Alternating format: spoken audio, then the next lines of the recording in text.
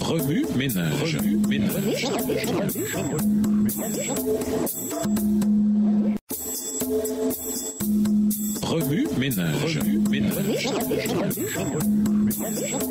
Bienvenue dans votre émission. Remue ménage. Nous voilà à la leçon de jeudi. Arrives-tu à m'entendre? Lisons Jacques 1, les versets 19 et 20. Jacques 1, les versets 19 et 20. Sachez-le, mes frères bien-aimés, ainsi que tout homme soit prompt à écouter, lent à parler, lent à se mettre en colère, car la colère de l'homme n'accomplit pas la justice de Dieu. Dieu peut éprouver toutes nos émotions puisque nous avons été créés à son image. Lors de son ministère terrestre, Jésus fit l'expérience de situations semblables aux nôtres aujourd'hui. Les Écritures nous disent que bien que Dieu ait la possibilité de se sentir en colère et de nous punir sur le champ, il ne le fait pas. Pourquoi? Parce qu'il est prompt à écouter, mais lent à parler et lent à se mettre en colère. Jacques 1, le verset 19. Il entend non seulement les paroles sortant de notre bouche, mais aussi les soupirs inexprimables de notre cœur. L'écoute n'englobe pas que le plan physique. Il y a de nombreuses façons d'écouter une personne, surtout lorsqu'elle ne se sent pas capable de s'ouvrir. Lorsque nous cédons à la puissance de Dieu, nous sommes capables d'entendre comme lui les inquiétudes de ceux qui nous entourent, ce qui nous permet de nous soutenir et de nous réconforter les uns les autres. L'écoute crée en nous une compréhension plus profonde parce qu'en la pratiquant, nous avons l'occasion d'affirmer constamment notre foi. Nous pouvons courageusement dire que nous appartenons au Christ sans avoir à prononcer un seul mot. Il est important de noter qu'être prompt à écouter précède aussi bien le lent à la colère et que le lent à se mettre en colère. Écouter peut être l'une des choses les plus difficiles à faire pour nous. Lorsque nous écoutons, en effet, nous nous humilions essentiellement nous-mêmes, écoutant l'opinion ou l'expérience d'une autre personne,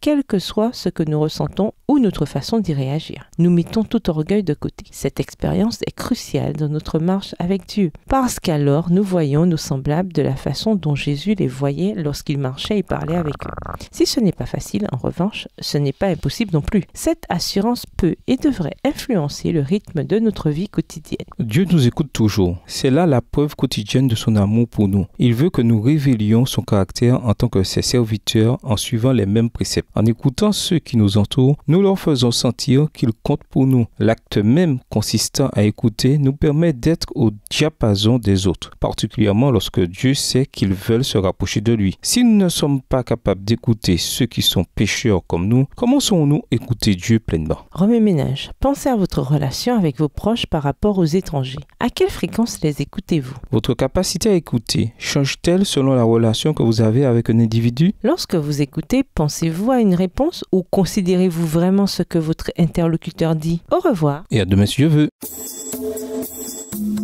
Remue ménage. Remue ménage.